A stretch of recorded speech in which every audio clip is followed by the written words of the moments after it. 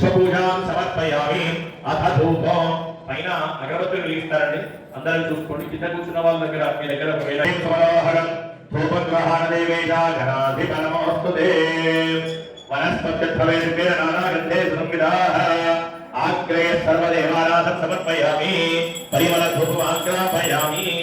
మీ దగ్గర వెలుగుతున్న దీపం ఉంది కదండి, ఆ దీపం దగ్గర అక్షతలు వేసి ఓం దీపారాజాయ నమః అని నమస్కారం చేసుకొని ఆ దీపాన్ని గణపతికి అతన్ని నమ్ముతారు. సాక్ష్యం మణిహిరాజం ప్రియం గృహానంకలం దీపం త్రైలోక్యం నిద్రాభాః భక్త్యాదిపరేక్షామి దేవాయ ప్రమాసే త్రాహిమాం నరకాఘోర దివ్య జ్యోతిరే నమోస్తుతే. గణపతి దగ్గర పూజలు చేసిన ధూప దీపాలంకర శుద్ధ ఆచమనీయం సమర్పయామి.